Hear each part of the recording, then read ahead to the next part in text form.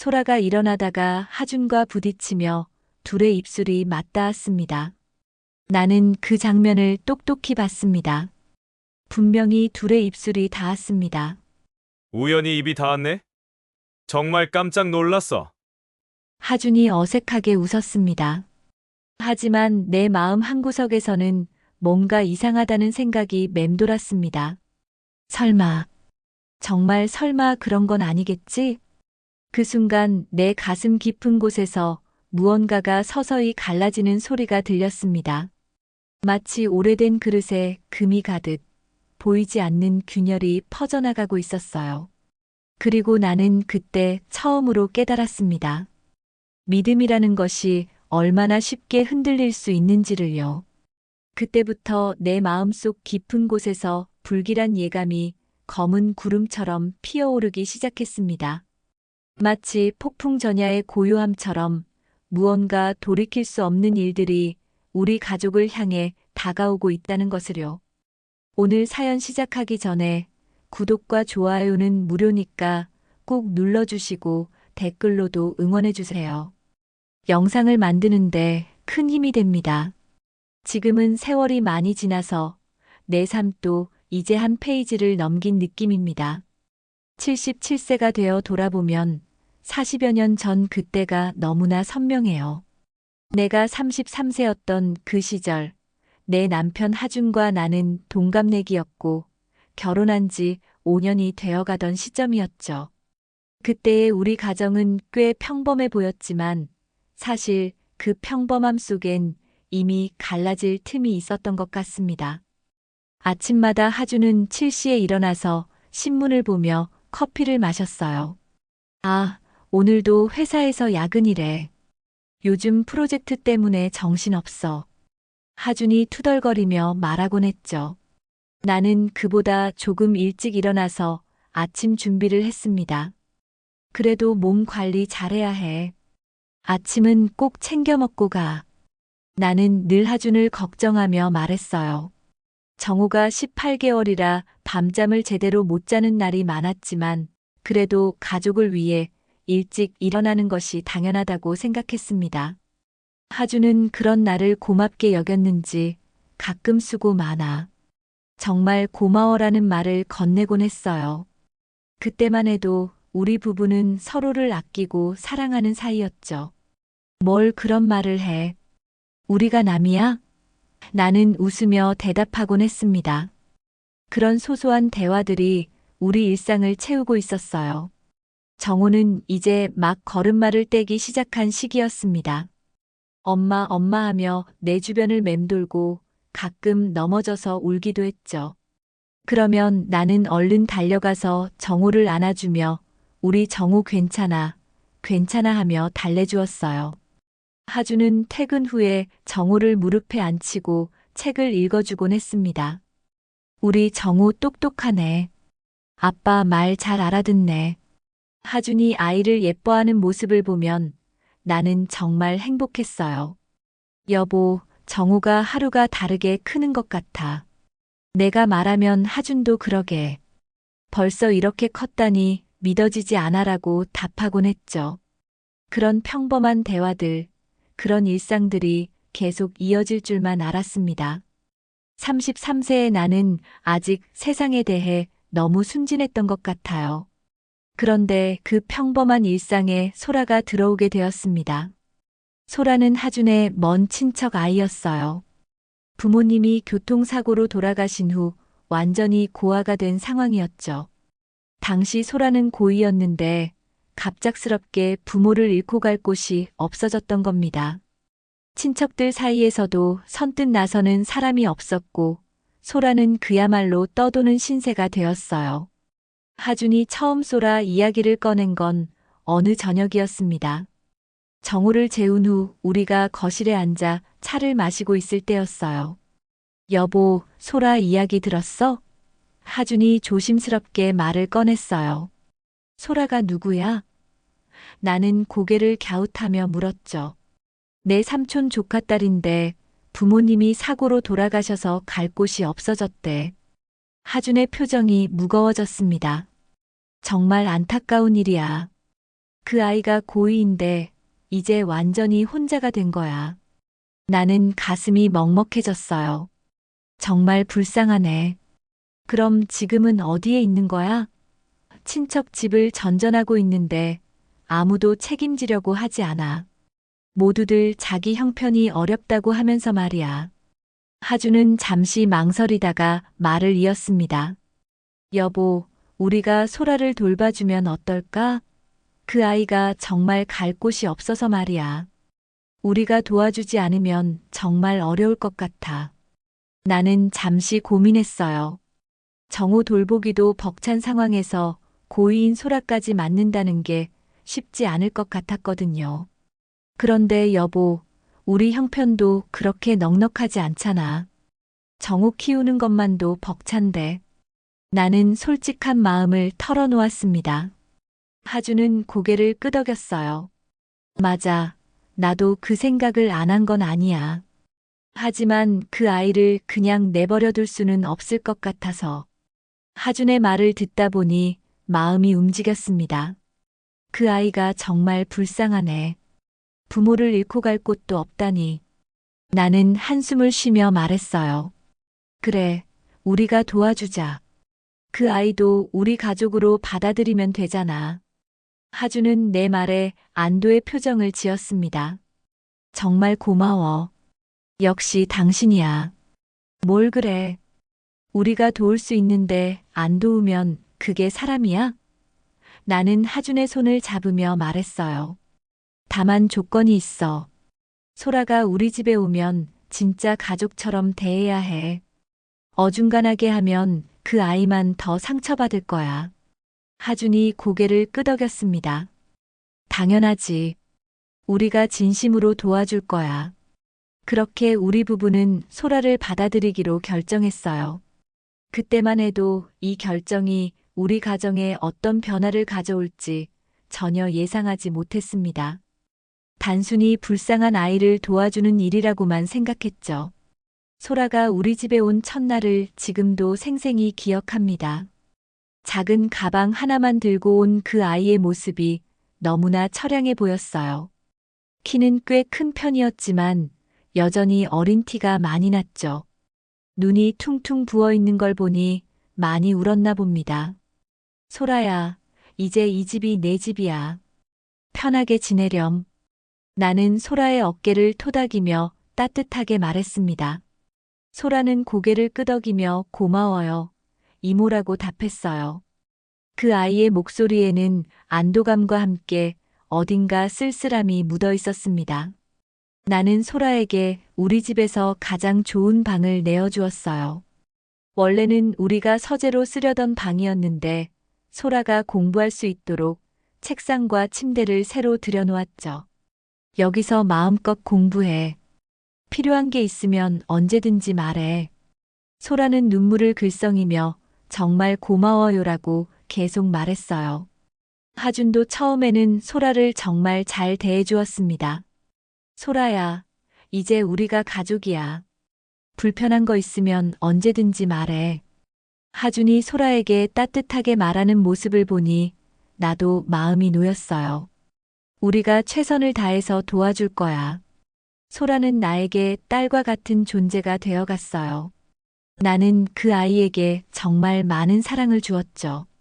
매일 아침 도시락을 정성스럽게 싸주고 밤늦게 공부하는 소라를 위해 간식을 준비해주기도 했습니다. 정우 돌보느라 바쁜 와중에도 소라만큼은 절대 소홀히 하지 않으려고 노력했어요. 소라야, 밥 잘 챙겨 먹어야 해. 공부하느라 끼니 거르면 안 돼. 내가 말하면 소라는 내 이모. 정말 감사해요라고 답하곤 했죠. 그런 소라를 보면 마음이 따뜻해졌습니다. 이 아이가 우리 가족이 되어서 정말 다행이라고 생각했어요. 저녁 식사 시간이면 우리 네 식구가 한 상에 둘러앉곤 했습니다. 정호는 아직 어려서 유아용 의자에 앉아 있었고 나와 하준 그리고 소라가 함께 밥을 먹었죠. 소라는 항상 정말 맛있어요. 이모 요리 솜씨가 최고예요라며 내 음식을 칭찬해 주었어요. 소라야, 많이 먹어. 공부하느라 고생이 많아. 하준이 소라에게 반찬을 덜어주며 말하곤 했습니다. 그 순간만큼은 정말 화목한 가정이었어요. 그 일이 터진 건 소라가 우리 집에 온 지 1년 정도 지났을 때였습니다. 그동안 우리는 정말 행복한 시간을 보냈어요. 소라는 우리 가족과 완전히 하나가 되었고, 특히 하준과는 정말 친한 삼촌과 조카 사이처럼 지냈죠. 둘이 함께 웃고 떠드는 모습을 보면 나도 덩달아 기분이 좋아졌습니다. 하준 삼촌, 오늘 학교에서 이런 일이 있었어요. 소라가 저녁 식사 시간마다 학교 이야기를 들려주면 하준은 정말 재미있어 하며 들어주곤 했어요. 그래, 그럼 그 다음엔 어떻게 됐는데? 하준이 호기심 어린 목소리로 묻고 소라는 더욱 신이 나서 이야기를 이어가곤 했죠. 그런 모습들이 너무 자연스러워서 나는 전혀 의심하지 않았습니다. 정호도 소라를 정말 좋아했어요.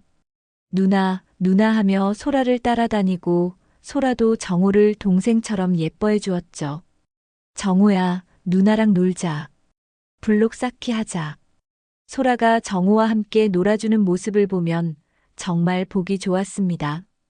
이런 게 진짜 가족이구나 싶었어요. 하준과 소라는 특히 주말마다 함께 시간을 보내곤 했습니다. 소라야, 오늘 서점 갈까? 참고서도 사고 책도 보고. 하준이 제안하면 소라는 좋아요, 삼촌. 그럼 정호도 같이 갈까요? 라고 답하곤 했죠. 나는 정호 돌보느라 바쁠 때가 많아서 너희들끼리 다녀와. 나는 정호랑 집에 있을게라고 말했어요. 그때만 해도 그저 삼촌이 조카를 챙겨주는 자연스러운 모습이라고만 생각했습니다. 어느 날 저녁, 나는 정호를 재우고 거실을 정리하고 있었어요. 그런데 갑자기 하준이 소라에게 다가가며 말하는 소리가 들렸습니다. 소라야, 요즘 많이 힘들지? 고3 되니까 공부 스트레스도 심하고. 하준의 목소리에 뭔가 평소와 다른 따뜻함이 있었어요. 소라는 네, 조금 힘들긴 해요.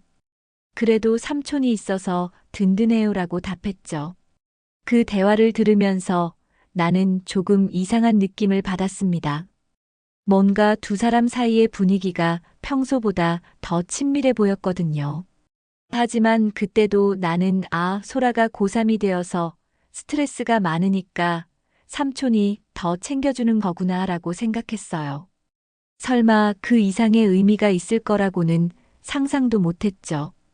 그런데 며칠 후부터 조금씩 이상한 일들이 생기기 시작했습니다. 하준과 소라가 유독 가까워 보이기 시작한 거예요. 소파에 앉아서 텔레비전을 볼 때도 둘이 바로 옆에 붙어 앉곤 했습니다. 소라야, 이리 와서 같이 보자. 하준이 소라를 부르면 소라는 환하게 웃으며 하준 옆에 바짝 앉곤 했어요. 처음에는 그저 친한 삼촌과 조카의 모습이라고 생각했습니다. 하지만 점점 그 거리감이 줄어드는 게 눈에 띄었어요.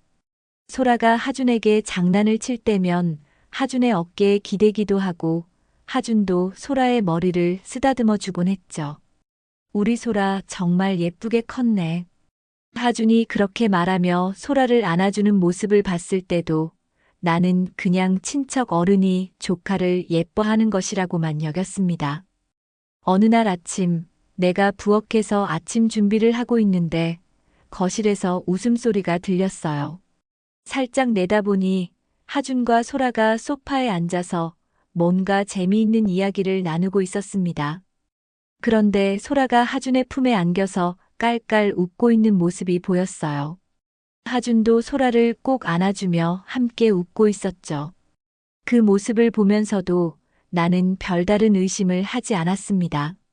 소라가 부모를 잃고 외로웠을 텐데 하준이 아버지 같은 역할을 해주는 것이라고 생각했거든요. 오히려 고마운 마음이 들었어요. 내 남편이 소라를 친딸처럼 대해주니까 말이죠. 하지만 그런 모습들이 자주 반복되면서 뭔가 이상하다는 생각이 들기 시작했어요. 하준이 소라를 바라보는 눈빛이 평소와 달라 보였거든요. 너무 따뜻하고 애정 어린 시선이었죠. 그리고 소라도 하준 앞에서만 유독 밝아지고 애교를 부리는 모습을 보였습니다. 여보, 소라가 요즘 많이 밝아진 것 같아. 내가 하준에게 말하자 하준은 그러게. 우리가 잘 돌봐주니까 안정을 찾은 것 같아라고 답했어요. 그 말을 들으니 뿌듯했습니다. 우리가 소라를 가족으로 받아들인 것이 정말 잘한 일이라는 생각이 들었거든요. 어느 주말 오후 나는 정호를 재우고 빨래를 널고 있었습니다. 그런데 거실에서 소라의 웃음소리가 들리더라고요. 삼촌, 정말 재미있어요. 소라가 하준에게 말하는 소리였어요. 궁금해서 살짝 내다보니 하준이 소라를 무릎에 앉히고 뭔가 이야기를 해주고 있었습니다. 소라는 하준의 품에서 정말 편안해 보였어요. 마치 아버지 품에 안긴 딸같이 말이죠. 하준도 소라를 정말 아끼는 모습이었고요.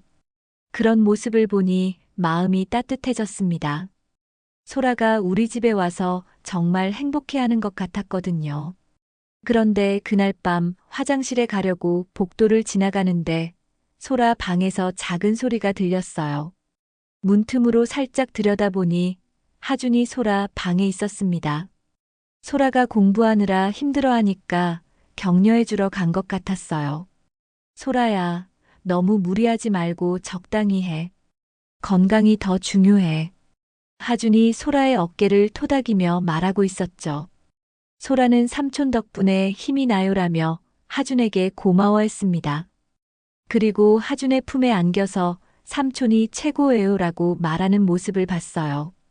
하준도 소라를 꼭 안아주며 우리 소라가 최고지라고 답했죠. 그때도 나는 그저 삼촌이 조카를 위로해주는 따뜻한 모습이라고만 생각했습니다. 소라가 공부 스트레스로 힘들어할 때 하준이 아버지 역할을 해주는 것이라고 여겼어요. 오히려 든든했습니다. 내 남편이 소라를 이렇게 잘 돌봐주니까요. 하지만 그런 일들이 계속 반복되면서 나는 조금씩 다른 감정을 느끼기 시작했어요. 뭔가 섭섭한 마음이 들었거든요. 하준이 나보다 소라에게 더 많은 관심을 보이는 것 같았습니다. 물론 소라가 어려서 더 챙겨줘야 한다는 건 이해했지만 그래도 아내인 나도 있는데 하는 생각이 들었어요. 그렇게 시간이 흘러가면서 나는 우리 가족의 변화를 조금씩 느끼기 시작했습니다. 하지만 여전히 큰 의심 없이 평범한 일상을 보내고 있었어요. 그런데 그날 저녁 정말 충격적인 일이 벌어졌습니다. 평소와 다름없이 우리 네 식구가 저녁 식사를 하고 있었어요. 내가 정호에게 밥을 먹여주고 있고 하준과 소라는 그날 있었던 일들을 이야기하며 즐겁게 밥을 먹고 있었죠.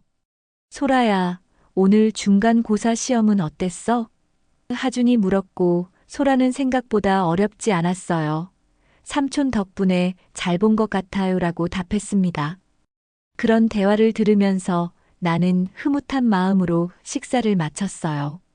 정호도 밥을 다 먹어서 유아용 의자에서 내려놓고 나는 설거지를 하려고 그릇들을 정리하기 시작했습니다. 하준도 잘 먹었어. 오늘도 맛있었어라며 일어났고 소라도 이모 정말 맛있었어요.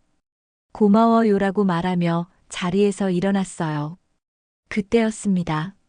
소라가 식탁에서 일어나면서 하준 쪽으로 돌아서는데 하준도 마침 소라 쪽으로 몸을 돌렸어요. 둘이 동시에 움직이다 보니 갑자기 부딪혔습니다. 그런데 문제는 그 다음이었어요. 부딪히면서 균형을 잃은 소라가 하준에게 넘어지듯 기대게 되었고 그 순간 둘의 입술이 닿았던 겁니다. 나는 그 장면을 똑똑히 봤어요. 분명히 둘의 입술이 맞닿았습니다. 순간 머릿속이 하얘졌어요. 뭔가 이상하다는 생각이 번개처럼 스쳤죠. 하지만 너무 갑작스러운 일이라 어떻게 반응해야 할지 몰랐습니다. 하준과 소라는 깜짝 놀라며 서로에게서 떨어졌어요. 아, 깜짝이야. 소라가 당황하며 말했고 하준도 미안해, 소라야. 괜찮아? 라고 물었습니다. 둘 다 정말 당황한 표정이었어요. 마치 정말 우연한 사고였다는 듯이 말이죠. 우연히 입이 닿았네. 정말 깜짝 놀랐어. 하준이 어색하게 웃으며 말했습니다. 소라도 네, 정말 놀랐어요. 죄송해요라고 답했어요. 둘 다 너무 자연스럽게 반응해서 나도 순간 아, 정말 우연한 사고구나라고 생각했습니다. 하지만 마음 한구석에서는 뭔가 이상하다는 생각이 계속 맴돌았어요. 아무리 우연이라고 해도 삼촌과 조카 사이에 그런 일이 생기면 더 당황하고 어색해해야 하는 것 아닌가 싶었거든요. 그런데 둘은 생각보다 금세 태연해졌습니다. 괜찮아, 괜찮아. 우연히 부딪힌 거잖아. 하준이 소라의 어깨를 토닥이며 말했어요. 소라도 네, 다행히 다치지 않았어요 라고 답하며 웃었습니다. 그 모습을 보니 내 의심이 과한 것 같다는 생각이 들었어요. 정말 단순한 사고였나 보다 싶었죠. 하지만 그날 밤 나는 잠이 오지 않았습니다. 자꾸 그 장면이 머릿속에 떠올랐어요. 아무리 우연이라고 해도 뭔가 석연치 않았거든요. 혹시 내가 놓친 게 있나 싶어서 그동안의 일들을 다시 떠올려 봤습니다. 하준과 소라가 유독 가까워진 것, 둘이 자주 함께 시간을 보내는 것, 서로를 바라보는 눈빛이 남다른 것. 그런 것들이 하나씩 떠오르면서 의심이 커져갔어요. 혹시 정말로 둘 사이에 뭔가 있는 건 아닐까 하는 생각이 들었습니다. 다음 날 아침 나는 하준에게 조심스럽게 말을 꺼냈어요. 여보, 어제 일 말인데. 하준이 고개를 들며 응? 무슨 일? 라고 물었습니다. 소라와 부딪힌 일 말이야. 아무래도 조카랑은 좀 거리를 두는 게 좋을 것 같아. 하준의 표정이 약간 굳어졌어요. 무슨 소리야? 단순한 사고였잖아.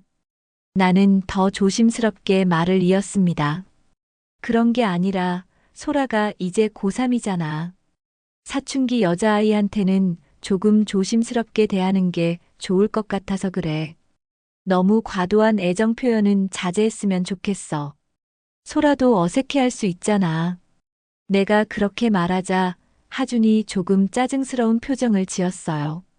과도한 애정 표현이라니. 나는 그냥 조카를 예뻐해주는 것뿐인데. 하준의 목소리에 약간 화가 섞여 있었습니다. 나는 소라를 가족으로 생각하고 잘해주는 건데 이상하게 생각하는 당신이 더 이상해. 하준이 그렇게 말하며 자리에서 일어났어요. 나는 당황했습니다. 하준이 이렇게 예민하게 반응할 줄 몰랐거든요. 여보, 오해하지 마. 나는 그냥 내가 말하려고 했지만 하준은 알았어. 앞으로 조심할게라고 짧게 말하고는 출근 준비를 하러 갔습니다. 그 모습을 보니 내가 괜한 의심을 한 것 같아서 미안한 마음이 들었어요. 소라에게도 넌지시 이야기해 봤습니다. 소라야, 어제 삼촌과 부딪힌 일 당황스럽지 않았어? 소라는 그거요? 정말 당황스러웠어요. 우연히 입이 닿아서 깜짝 놀랐어요 라고 답했습니다. 그리고 이모도 봤죠? 정말 사고였어요 라고 덧붙였어요. 소라의 반응도 너무 자연스러워서 나는 정말 내가 과민하게 반응한 것 같다는 생각이 들었습니다. 그래, 사고는 누구에게나 생길 수 있는 거니까. 그런데 앞으로는 조금 조심하자. 내가 그렇게 말하자 소라는 네, 알겠어요 라고 답했어요. 하지만 그 이후로도 하준과 소라의 관계는 크게 달라지지 않았습니다. 여전히 둘은 친하게 지냈고 함께 시간을 보내는 일도 많았어요. 다만 예전보다는 조금 조심스러워하는 것 같았습니다. 내 앞에서는 말이죠. 어느 날 저녁 나는 정호를 재우고 거실로 나왔는데 하준과 소라가 소파에 앉아서 텔레비전을 보고 있었어요. 예전처럼 바짝 붙어 앉지는 않고 적당한 거리를 두고 있었습니다.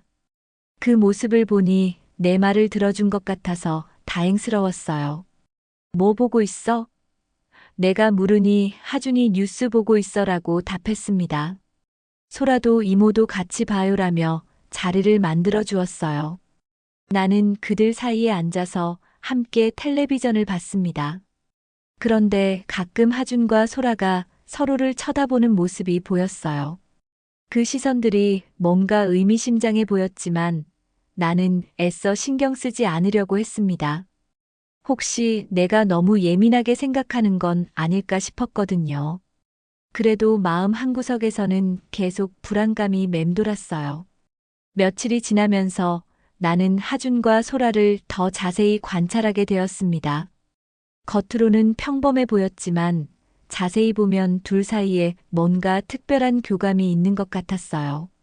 눈빛으로 나누는 대화, 살짝 스치는 손길, 그런 작은 신호들이 보이기 시작했습니다. 하지만 여전히 확신은 없었어요. 혹시 내가 지나치게 의심하는 건 아닐까 하는 생각이 계속 들었거든요. 그래서 나는 그냥 지켜보기로 했습니다. 시간이 지나면 진실이 드러날 거라고 생각했어요. 그런데 그때는 몰랐습니다. 이미 돌이킬 수 없는 선을 넘은 상황이라는 걸 말이에요. 내가 경고한 이후로도 하준과 소라의 관계는 크게 달라지지 않았어요. 아니, 오히려 더 조심스러워 보이면서도 동시에 더 가까워지는 것 같았습니다.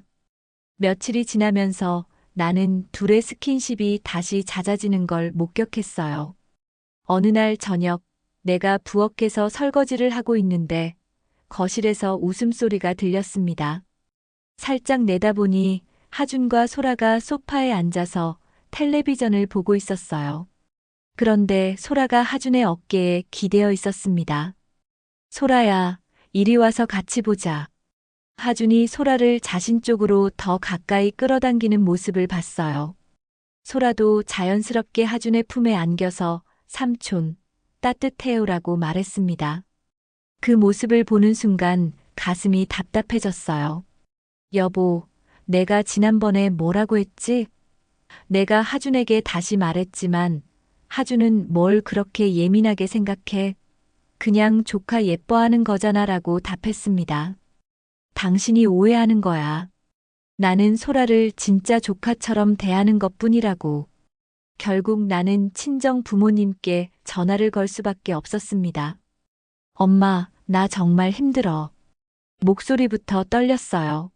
나는 그동안 있었던 일들을 모두 털어놓았습니다. 엄마는 완전히 화가 나셨어요. 뭐라고? 그게 말이 되는 소리야. 결국 소라는 다른 친척 집으로 가게 되었습니다. 소라는 울면서 이모, 정말 죄송해요라고 말했지만 엄마는 단호하셨어요. 그 모습을 보니 마음이 아팠지만 한편으로는 안도감도 들었습니다.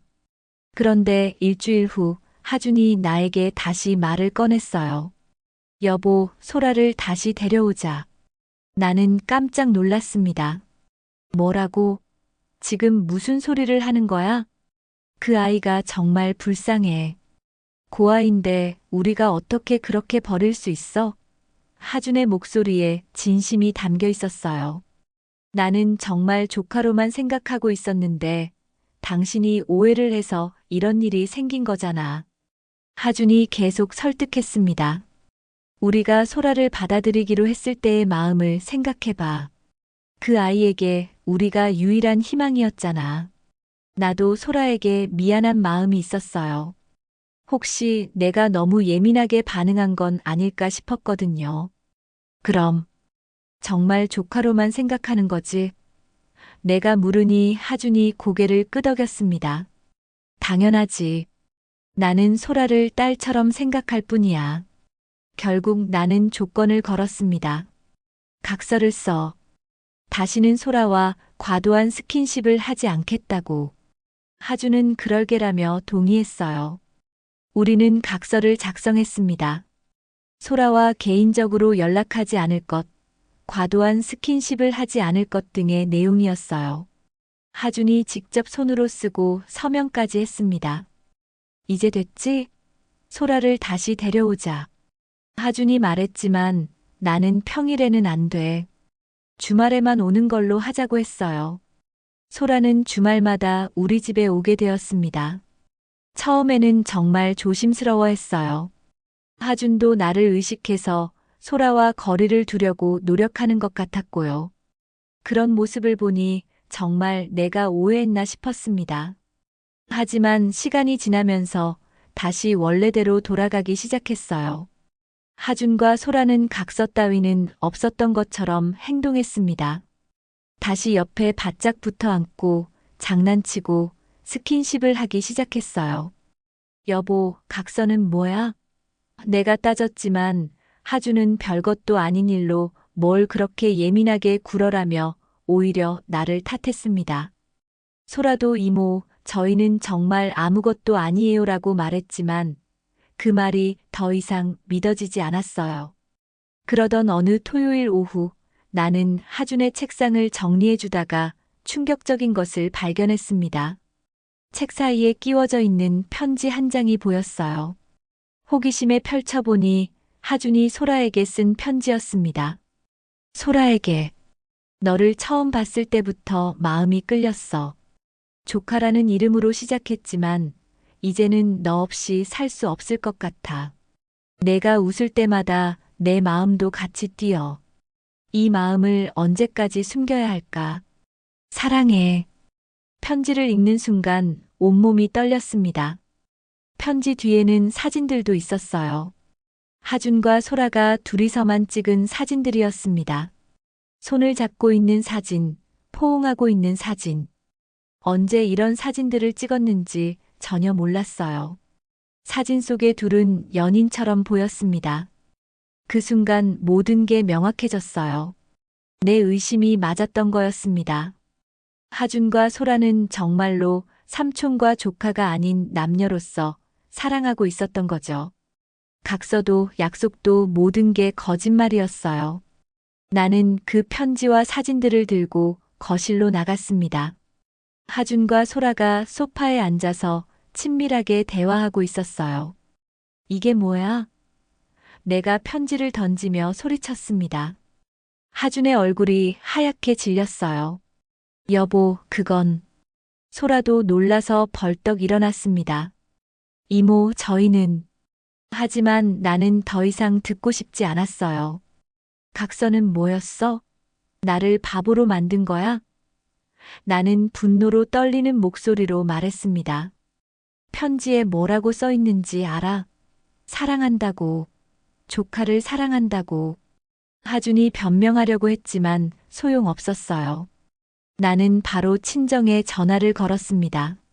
엄마, 당장 와줘. 큰일 났어. 목소리가 떨려서 제대로 말이 나오지 않았어요. 부모님이 다시 우리 집에 오셨을 때 나는 편지와 사진들을 보여드렸습니다. 아빠는 편지를 읽고 나서 완전히 화가 나셨어요. 이 자식이 완전히 미쳤구나. 아빠가 하준에게 소리쳤습니다. 엄마도 사진들을 보시고는 이런 더러운 일이 어디 있어? 라며 분노하셨어요. 각서까지 쓰고 이런 짓을 하다니. 정말 파렴치해. 당장 이 집에서 나가. 둘 다 나가. 아빠가 호통을 치셨습니다. 소라는 울면서 죄송해요. 저희가 잘못했어요. 라고 말했지만 엄마는 이제 그만해. 더 이상 변명하지 마. 라고 하셨어요. 하준도 장인어른 죄송합니다라며 고개를 숙였지만 아빠는 죄송하면 다야? 이게 사람이 할 짓이야? 라며 화를 내셨어요. 그날 밤은 정말 난리가 났습니다. 부모님은 하준과 소라를 집에서 내쫓으려고 하셨고 하준은 계속 사과만 했어요. 소라도 울면서 저 때문에 이런 일이 생겼어요 라고 말했습니다. 며칠 후 나는 정호를 재우고 잠시 쉬고 있었어요. 그런데 집이 너무 조용해서 이상했습니다. 하준과 소라를 찾아봤지만 둘 다 보이지 않았어요. 방에도 없고 화장실에도 없었습니다. 시간이 지나도 돌아오지 않자 불안해졌어요. 하준 방을 확인해 보니 옷가지들이 사라져 있었고 소라 방도 마찬가지였습니다. 그제서야 깨달았어요. 둘이 함께 사라진 거라는 걸 말이죠. 책상 위에는 짧은 편지 한 장이 놓여 있었습니다. 미안해. 이제 너희들을 더 이상 힘들게 하고 싶지 않아. 우리는 새로운 곳에서 시작할 거야. 하준의 글씨였어요. 그 순간 모든 게 끝났다는 걸 깨달았습니다. 하준과 소라가 함께 사라져버린 현실을 받아들이기가 너무 힘들었어요. 정호를 안고 그 편지를 읽으면서 눈물이 터져 나왔습니다. 내가 그렇게 믿고 사랑했던 남편이, 그리고 친딸처럼 키운 소라가 나를 완전히 배신한 거였어요. 그런데 더 충격적인 건 그 다음에 일어났습니다. 편지를 다시 자세히 보니 맨 아래에 작은 글씨로 추가로 쓰여 있는 내용이 있었어요. 우리는 이미 3개월 전부터 준비해 왔어. 모든 게 계획이었어. 이 말을 읽는 순간 온몸에 소름이 돋았습니다. 3개월 전이라고? 그때는 내가 전혀 의심하지 않던 때였어요. 아니, 오히려 우리 가족이 가장 화목해 보였던 시기였죠. 그런데 그때부터 이미 둘은 도망갈 계획을 세우고 있었다는 말인가요? 나는 완전히 바보가 된 기분이었습니다. 더 끔찍한 건 집안을 자세히 살펴보니 이상한 점들이 하나씩 보이기 시작했다는 거예요. 하준의 통장이 사라져 있었고 중요한 서류들도 없어져 있었습니다. 심지어 내 도장까지 사라져 있었어요. 이건 단순한 도망이 아니라 치밀하게 계획된 일이었던 거죠. 첫 번째로 친정 엄마에게 전화를 걸었습니다. 엄마, 둘이 사라졌어. 그런데 이게 끝이 아니야. 목소리가 떨려서 제대로 말이 나오지 않았어요. 엄마는 처음에 무슨 말인지 이해하지 못하셨습니다. 뭐라고? 누가 사라졌다고? 하준이랑 소라가 함께 도망갔는데, 엄마, 이게 3개월 전부터 계획된 일이었대. 내가 울면서 편지 내용을 설명하자 엄마는 순간 말을 잃으셨어요. 그리고는 완전히 폭발하셨습니다. 뭐라고? 3개월 전부터? 그럼 그동안 우리를 다 속인 거야? 엄마의 목소리가 점점 커졌습니다. 내가 뭐라고 했어? 그 계집애를 처음부터 믿으면 안 된다고 했잖아. 근데 3개월이나 계획을 세웠다고? 아빠도 전화를 바꿔받으시고는 믿을 수 없다는 듯이 하셨어요. 그 자식들이 3개월 동안 우리를 다 속이고 있었다는 거야? 정말 파렴치한 놈들이야. 아빠의 목소리도 분노로 떨렸습니다. 그럼 각서 쓸 때도 미안하다고 할 때도 다 거짓말이었다는 거네. 엄마가 더욱 화를 내셨어요. 우리가 얼마나 걱정했는데 정말 악질적인 놈들이야. 그런데 더 충격적인 사실을 발견했습니다. 은행에 확인해 보니 하준이 지난 3개월 동안 조금씩 돈을 빼내고 있었던 거예요. 매달 조금씩 눈에 띄지 않게 말이죠. 총액이 꽤 큰 돈이었습니다. 엄마, 더 큰 문제가 있어.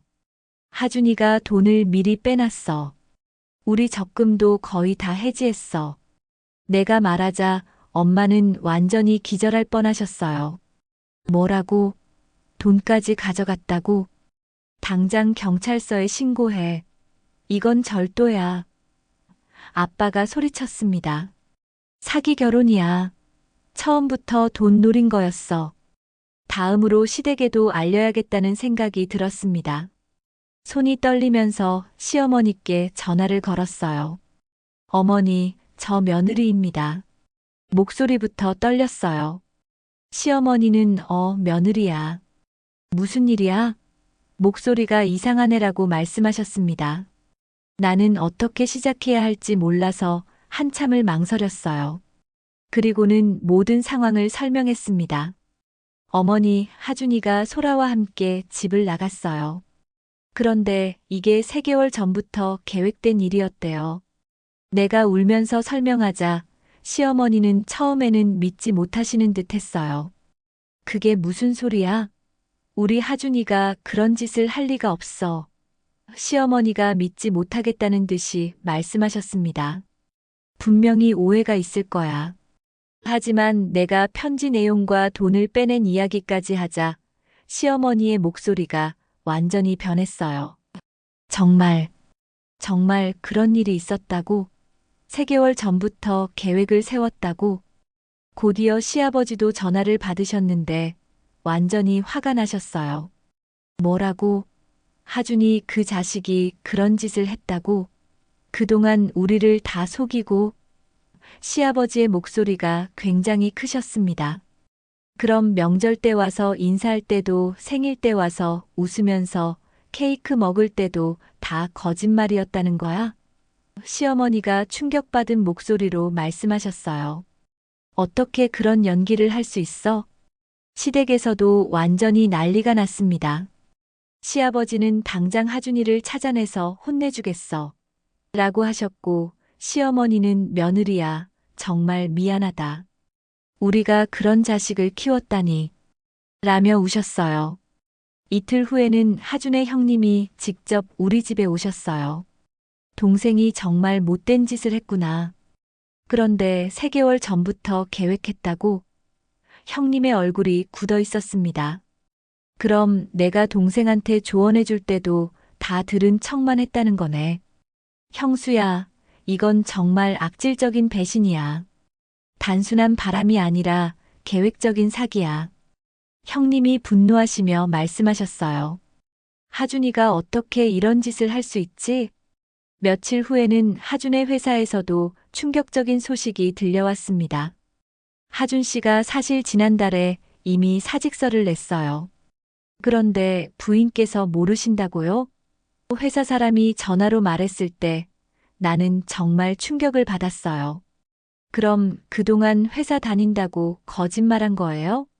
내가 물으니 네, 마지막 출근일이 1달 전이었어요. 라는 답변이 돌아왔습니다. 그럼 그동안 하준이 매일 아침 출근한다고 나간 건 다 거짓말이었다는 거죠. 더 충격적인 건 회사 동료의 증언이었어요. 하준 씨가 최근에 젊은 여자와 자주 만나는 걸 봤어요. 회사 근처 카페에서요. 그게 바로 소라였던 거죠. 회사를 그만둔 후에도 소라와 만나기 위해 매일 나갔던 거였어요.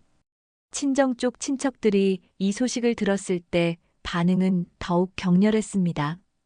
큰어머니가 전화를 주셔서 3개월 동안 계획했다고? 그럼 우리가 소라를 걱정해 줄 때도 다 연기였다는 거야? 라고 하셨어요. 작은아버지는 이런 망할 것들이 있나? 세상 말세다 말세. 쯧쯧쯧나며 화를 내셨습니다. 하준이 그 자식과 그 계집애를 찾아서 법적으로 처벌해야 해. 시댁 쪽 친척들의 반응도 마찬가지였습니다.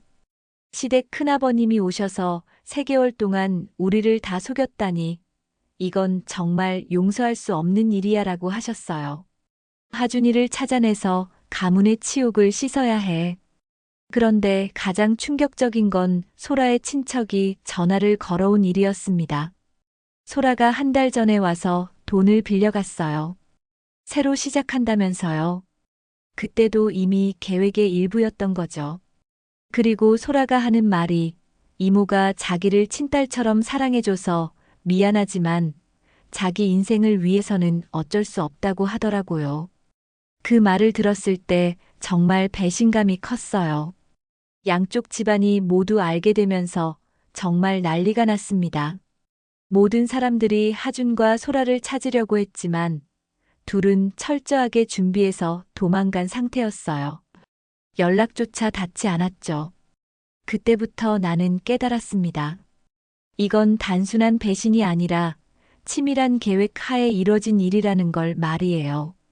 그리고 나는 완전히 당한 거였어요. 하지만 그때부터 나도 새로운 결심을 하기 시작했습니다. 하준과 소라가 3개월 동안 치밀하게 계획해서 나를 속였다면 나도 그에 맞는 방법으로 대응해야겠다고 생각했어요. 더 이상 당하고만 있을 수는 없었습니다. 처음에는 정말 절망적이었어요. 정오를 안고 있으면서 앞으로 어떻게 살아야 할지 막막했거든요. 33세의 나이에 남편에게 버림받고 아이까지 혼자 키워야 한다는 현실이 너무 무거웠습니다. 하지만 양쪽 집안이 모두 나를 지지해주는 모습을 보면서 점점 힘을 얻기 시작했어요. 이제 더 이상 울지 말고 제대로 싸워야 해. 친정 아빠가 단호하게 말씀하셨어요. 하준이와 소라가 치밀하게 계획했다면 우리도 그에 맞게 대응해야 한다고. 당하고만 있으면 안 돼. 시아버지도 마찬가지셨습니다. 며느리야, 너무 상심하지 말고 우리가 다 도와줄 테니까 걱정하지 마. 하준이 그 자식은 내가 직접 찾아서 혼내줄 거야. 시아버지의 말씀을 들으니 조금이나마 위안이 되었어요. 먼저 나는 하준과 소라가 어디로 갔는지 찾아보기 시작했습니다. 하준의 친구들에게 연락해봤지만 아무도 그들의 행방을 모른다고 했어요. 아니, 정확히는 모른다고 하는 것 같았습니다. 뭔가 숨기는 듯한 느낌이 들었거든요. 정말 모르세요? 하준이가 아무 말도 안 했어요? 내가 하준의 절친한 친구에게 물어봤을 때 그는 정말 몰라. 갑자기 연락이 끊겼어라고 답했어요. 하지만 그의 목소리에는 뭔가 어색함이 있었습니다. 그런데 며칠 후 뜻밖의 단서를 발견했어요. 하준이 자주 가던 동네 문구점 아저씨가 전화를 주신 거였습니다. 하준 씨 부인이시죠? 혹시 하준 씨가 어디 이사라도 가셨나요? 왜 그러세요? 내가 궁금해서 물으니 지난주에 와서 큰 박스 여러 개를 사더라고요. 이사 준비하냐고 물어봤더니 곧 새로운 곳으로 간다고 하더라고요. 그 말을 들으니 가슴이 철렁했어요. 더 충격적인 건 그 다음이었습니다. 그런데 젊은 여자애랑 같이 왔어요. 누구냐고 물어봤더니 애매하게 웃기만 하더라고요. 근데 참 이상한 게 그 여자애가 하준 씨한테 너무 다정하게 구는 거예요. 그게 바로 소라였던 거죠. 어떻게 다정하게요? 내가 더 자세히 물어보니 팔짱도 끼고 계속 웃으면서 이야기하고 영락없는 연인 같더라고요. 그래서 저도 좀 이상하다 싶었어요. 문구점 아저씨의 말을 들으니 더욱 화가 치밀어 올랐습니다. 나는 이 정보를 가지고 경찰서에 신고를 하기로 결심했습니다. 친정 아빠와 함께 경찰서에 갔어요. 남편이 미성년자와 함께 가출했습니다. 하지만 경찰은 소라 씨가 이제 성인이라 단순 가출로는 수사가 어렵다고 했어요. 그럼 사기는 어떨까요? 남편이 우리 공동명의 적금을 몰래 해지하고 돈을 가져갔거든요. 제 도장까지 위조해서요. 내가 은행 서류를 보여주며 말하자 경찰이 관심을 보이기 시작했습니다. 아, 그런 경우라면 수사가 가능합니다. 배우자 명의 도용과 사기에 해당할 수 있어요. 경찰의 말을 듣고 나니 조금 희망이 생겼어요. 정식으로 신고서를 작성해 주세요. 사기 신고를 하고 나니 마음이 조금 편해졌어요. 적어도 법적으로 대응할 수 있는 방법이 생긴 거니까요. 하지만 여전히 하준과 소라가 어디에 있는지는 모르는 상황이었습니다. 그런데 일주일 후 놀라운 일이 일어났어요.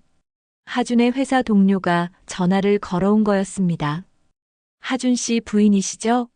하준 씨를 봤어요. 시내 번화가에서 젊은 여자와 함께 있더라고요. 정말요? 어디서요? 내가 급하게 물으니 명동 쪽 카페에 앉아 있었는데 서로 손을 잡고 있는 모습이 완전히 연인 같더라고요. 하준 씨한테 인사하려고 했는데 저를 못 본 척하고 황급히 자리를 피하더라고요. 그 여자가 어떻게 생겼는지 기억나세요? 내가 물어보니 키가 크고 머리가 긴 여자애였어요. 나이는 20살 정도로 보였고요. 하준 씨보다 한참 어려 보이더라고요. 분명히 소라였습니다. 그 순간 나는 깨달았어요. 하준과 소라가 아직 이 근처에 있다는 걸 말이죠. 아마도 완전히 멀리 가지는 못하고 어딘가 숨어 지내고 있는 것 같았습니다.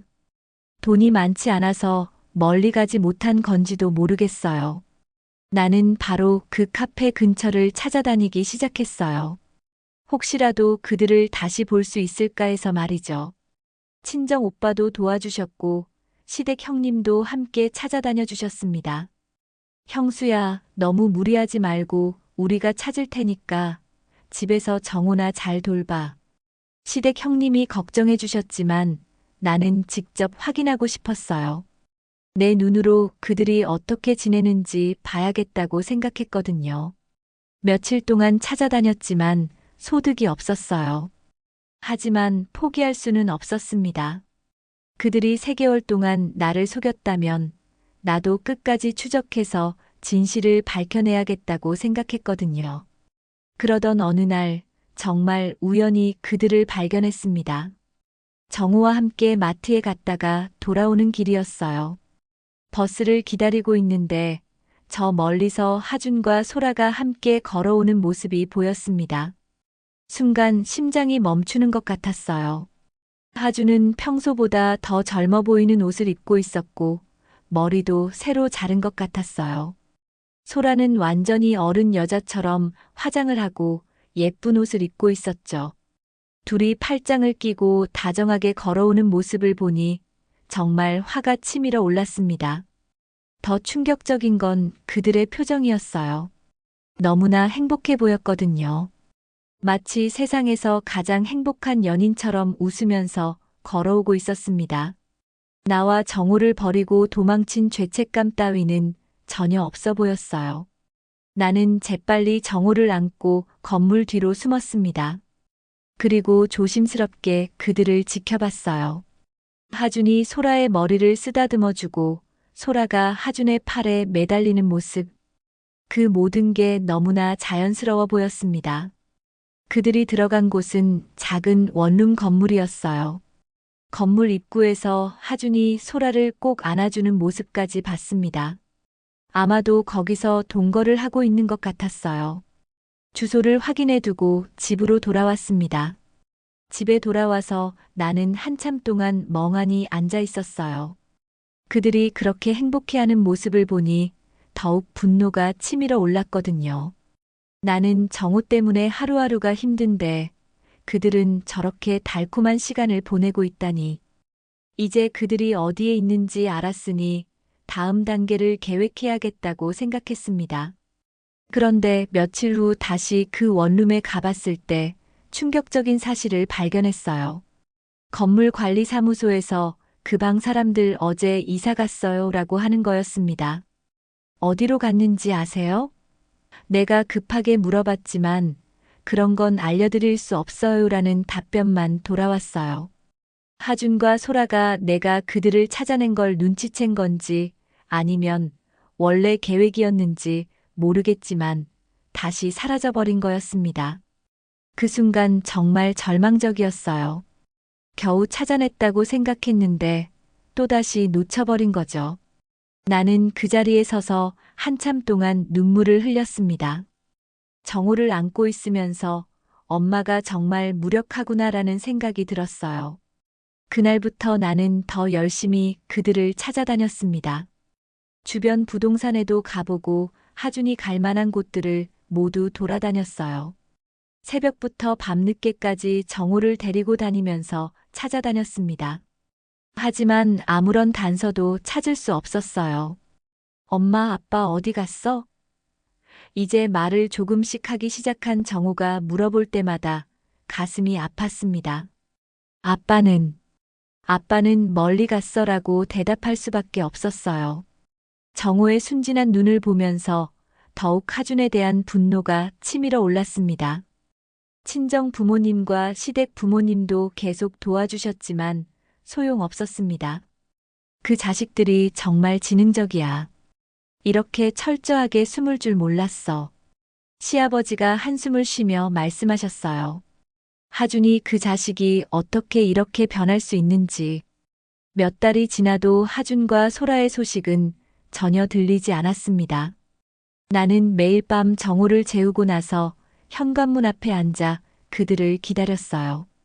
혹시라도 하준이 양심의 가책을 느끼고 돌아올까 해서 말이죠. 여보가 돌아올 거야. 분명히 돌아올 거야. 나는 스스로에게 계속 말했습니다. 추운 겨울밤에도 현관문 앞에서 기다렸어요. 눈물이 얼어붙을 만큼 추운 날에도 포기하지 않았습니다. 하지만 그런 일은 일어나지 않았어요. 시간이 지나면서 생활비도 문제가 되기 시작했습니다. 하준이 가져간 돈으로는 몇 달밖에 버틸 수 없었거든요. 이제 그만 기다리고 새로운 삶을 시작해야 해. 친정 엄마가 나를 위로해 주셨어요. 정호를 위해서라도 강해져야 한다고. 나는 일자리를 찾기 시작했습니다. 정호를 키우면서 할 수 있는 일이 많지 않았지만 그래도 포기할 수는 없었어요. 여러 곳에 이력서를 넣어봤지만 33세의 어린 아이를 둔 여자를 뽑아주는 곳은 많지 않았습니다. 죄송합니다. 아이가 있으시면 일하기 어려우실 것 같아서요. 야근이 많은데 아이 돌봄은 어떻게 하실 건가요? 면접을 볼 때마다 받는 질문들이었어요. 내가 얼마나 절실한지는 아무도 이해해주지 않았습니다. 그러던 중 동네 작은 식당에서 일할 기회가 생겼어요. 아이 있는 것도 상관없고 시간도 융통성 있게 해줄 수 있어. 대신 급여는 많지 않아. 식당 사장님이 따뜻하게 말씀해 주셨습니다. 급여는 정말 적었어요. 하루 종일 일해도 겨우 생활비만 나올 정도였습니다. 하지만 그래도 시작할 수 있다는 게 감사했어요. 정호야, 엄마가 열심히 일해서 우리 잘 살아보자. 정호를 안으며 다짐했습니다. 처음에는 정말 힘들었습니다. 설거지부터 시작해서 청소, 서빙까지 모든 걸 다 해야 했어요. 손이 거칠어지고 어깨도 아팠지만 참았습니다. 손님들이 짜증을 내도 뜨거운 물에 손이 데어도 꼭 참았어요. 왜 이렇게 늦어? 빨리 좀 해. 바쁜 시간에 손님들이 짜증을 낼 때면 눈물이 날 것 같았지만 참았습니다. 정호를 위해서라도 이 일을 잃을 수는 없었거든요. 밤늦게 집에 돌아와서는 정호를 돌봐야 했어요. 몇 개월 후 사장님이 정말 일 잘하네요. 주방 일도 배워볼래요? 라고 제안해 주셨습니다. 나는 기꺼이 수락했어요. 요리를 배우면서 새로운 재미를 발견했습니다. 손님들이 음식이 맛있다고 할 때마다 뿌듯했어요. 밤늦게까지 혼자 연습했습니다. 정우가 잠든 후에 집에서도 요리 연습을 했어요. 칼질도 늘고 간도 맞출 수 있게 되었습니다. 시간이 지나면서 나는 그 식당의 핵심 직원이 되었어요. 3년 후 사장님이 건강상의 이유로 식당을 팔겠다고 하셨어요. 당신이 인수하면 어떨까요? 나는 그 식당을 인수했습니다. 친정 부모님과 시댁 부모님이 도와주셔서 가능한 일이었어요. 식당 사장이 된 후 나는 더욱 열심히 일했어요. 새로운 메뉴도 개발하고 서비스도 개선했습니다. 손님들이 점점 늘어나면서 매출도 증가했어요. 몇 년 후에는 두 번째 매장을 열 수 있게 되었습니다. 그리고 그 다음에는 세 번째, 네 번째. 점점 사업이 확장되어 갔어요. 10년 후에는 전국에 수십 개의 체인점을 운영하는 성공한 사업가가 되었습니다. 내 성공 스토리가 신문과 잡지에 실리기 시작했어요. 33세의 남편에게 버림받은 싱글맘이 전국 체인 식당 사장으로 성공, 이런 제목의 기사들이 나오기 시작했습니다. 텔레비전 방송에도 출연 요청이 들어왔어요. 정말 대단한 성공 스토리네요 라며 방송국에서 연락이 왔습니다. 어느 날 아침 뉴스에서 내 이야기가 나왔어요. 역경을 딛고 일어선 성공한 여성 CEO라는 제목으로 말이죠. 인터뷰에서 나는 포기하지 않으면 반드시 기회가 온다고 말했습니다. 정호도 이제 훌쩍 커서 엄마를 자랑스러워했어요. 그런데 그 방송이 나간 지 며칠 후 정말 믿을 수 없는 일이 일어났습니다. 회사 경비실에서 사장님을 찾는 분이 왔다고 연락이 온 거였어요. 누구인지 물어보세요. 내가 말하자 하준이라고 하는데요 라는 답변이 돌아왔습니다. 그 순간 온몸이 얼어붙는 것 같았어요. 10년 만에 하준이 나타난 거였습니다. 올려보내주세요. 내가 말하자 잠시 후 사무실 문이 열리고 하준이 들어왔어요. 하지만 그 모습은 예전의 하준이 아니었습니다. 옷은 너덜너덜하고 얼굴은 수척해져 있었어요. 마치 노숙자 같은 모습이었습니다. 여보, 나야. 하준이 떨리는 목소리로 말했어요. 왜 왔어? 나는 차갑게 물었습니다. 하준은 텔레비전에서 봤어. 정말 대단하게 성공했구나 라고 말하며 눈물을 흘렸어요. 나는 정말 잘못 살았어. 소라도 떠났고, 이제 아무것도 없어. 하지만 나는 더 이상 그때의 내가 아니었습니다. 이제 너무 늦었어. 나는 더 이상 그때의 내가 아니야. 내가 차갑게 말하자 하준은 무너지듯 앉아버렸어요. 제발, 한 번만 기회를 줘. 내가 정말 잘못했어. 기회? 나는 냉소적으로 웃었습니다. 10년 전에 그 기회를 스스로 차버렸잖아. 나와 정우를 버리고 소라와 도망갔을 때 말이야. 하준의 얼굴이 더욱 창백해졌어요. 소라는 5년 전에 나를 떠났어. 다른 남자를 만나서 갔어. 하준이 떨리는 목소리로 말했습니다. 나는 그때부터 혼자였어. 정말 후회하면서 살았다고. 하준의 모습을 보니 정말 초라해 보였어요. 그래서 내가 무표정하게 물었어요. 그래서 내가 성공했다는 소식을 듣고 찾아온 거야? 정말 뻔뻔하네. 하준은 고개를 들지 못했습니다. 나는 정말 잘못 살았어. 모든 걸 잃고 나서야 깨달았어. 며칠 후부터 하준은 계속 나타나기 시작했어요. 회사 앞에서 기다리고 집 앞에서도 서성거렸습니다. 사장님, 저 사람 때문에 손님들이 불편해해요. 직원이 걱정스럽게 말했어요. 하준의 행동이 점점 더 집요해졌습니다. 정우를 보고 싶어. 내 아들이잖아. 하준이 애원했지만 나는 단호했습니다. 정우는 이제 아빠가 누구인지도 기억 못해. 굳이 상처를 줄 필요는 없어. 하준의 눈에서 눈물이 흘렸지만 나는 마음을 움직이지 않았어요. 제발, 나도 한때는 정우의 아빠였어. 한 번만. 하준이 무릎을 꿇고 애원했습니다. 하지만 나는 냉정했어요. 한때 아빠였다고? 아빠라면 아이를 버리고 도망가면 안 되는 거야. 그런데 하준의 모습이 너무 처참해서 차마 보고 있을 수가 없었습니다. 옷은 더욱 더러워졌고 며칠 굶은 것 같아 보였어요. 거리에서 잠을 자는 것 같기도 했고요. 정우의 아빠니까 이 정도만. 나는 봉투에 약간의 돈을 넣어서 건네주었습니다.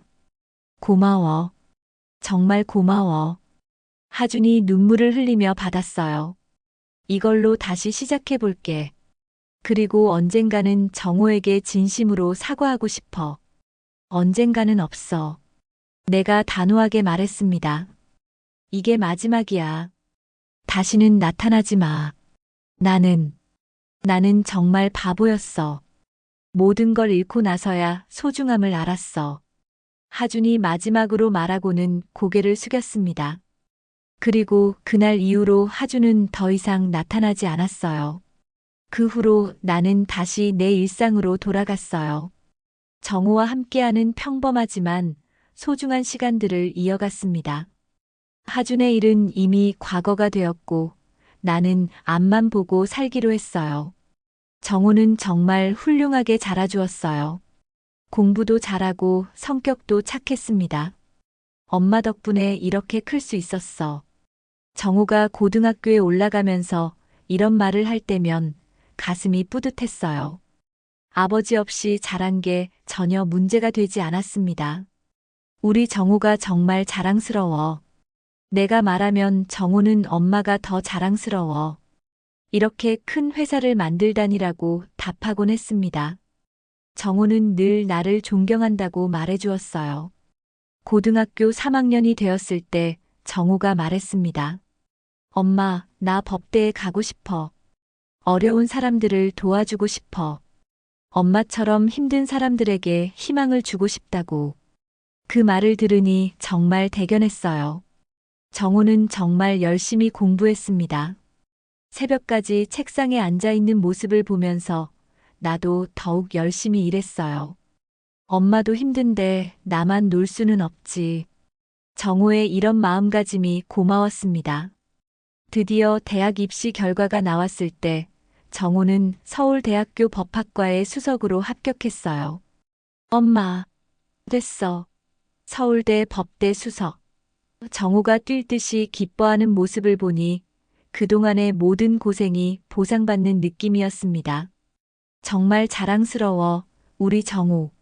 나는 정우를 꼭 안아주며 눈물을 흘렸어요. 33세에 혼자가 되어서 이 아이를 키우느라 얼마나 힘들었는지.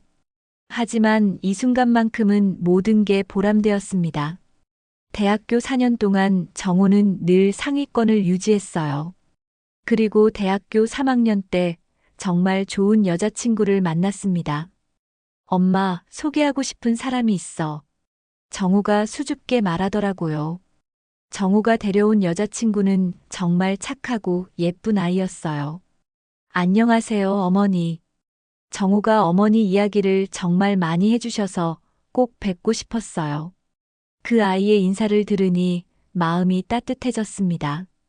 우리 정우가 좋은 사람을 만났구나. 내가 말하자 정우는 엄마처럼 훌륭한 여자와 결혼하고 싶어서 오래 기다렸어라고 말했어요. 그 말을 들으니 정말 감동이었습니다. 정우는 대학을 졸업하고 사법시험에도 합격했어요. 그리고 그 착한 여자친구와 결혼을 했습니다. 결혼식 날 정우가 엄마 정말 고생 많으셨어요. 이제 제가 엄마를 행복하게 해드릴게요라고 말할 때 감동의 눈물을 흘렸어요. 몇 년 후 정우 부부는 귀여운 쌍둥이를 낳았습니다. 손자 손녀를 안아보는 순간 정말 행복했어요. 할머니, 아이들이 나를 부를 때마다 가슴이 뿌듯했습니다. 이제 진짜 완전한 가족이 된 느낌이었어요. 지금 77세가 된 나는 그때를 돌이켜봅니다. 40여 년 전 33세의 나는 절망에 빠져 있었죠.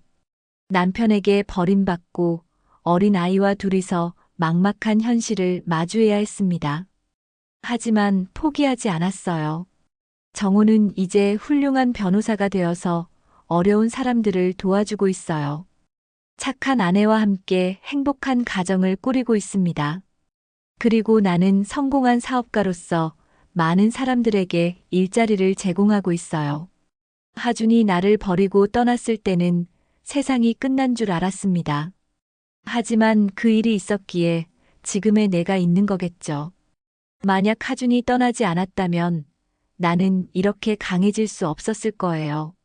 손자, 손녀들과 함께 있을 때가 가장 행복합니다. 할머니, 우리 할머니가 최고야. 아이들의 웃음소리를 들으면서 나는 진정한 행복이 무엇인지 깨닫습니다. 지나온 과거를 회상하며 현재 누리는 행복에 감사합니다. 힘들었던 그 시절이 있었기에 지금의 소중함을 더욱 느낄 수 있어요. 정우와 함께 이루어낸 이 모든 것들이 정말 자랑스럽습니다. 이제 나는 사업에서 손을 떼고 며느리에게 모든 걸 가르쳐주고 물려주었어요. 그리고 시골 작은 집에서 텃밭을 가꾸며 평온한 노후를 보내고 있습니다.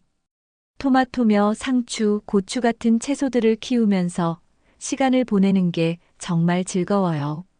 손자, 손녀들이 주말마다 놀러와서 할머니, 토마토 따주세요. 라고 말할 때가 가장 행복합니다. 아이들과 함께 텃밭에서 채소를 따고 함께 요리해서 먹는 그 시간들이 보물 같아요. 이런 평범하고 휴식 같은 노후야말로 내가 그토록 꿈꿔왔던 진정한 행복인 것 같습니다. 끝까지 시청해주셔서 감사합니다. 저희 이야기가 작은 위로가 되었길 바랍니다. 구독과 좋아요는 무료니까 꼭 눌러주시고 댓글로도 응원해주세요. 다음에도 좋은 이야기로 찾아뵙겠습니다.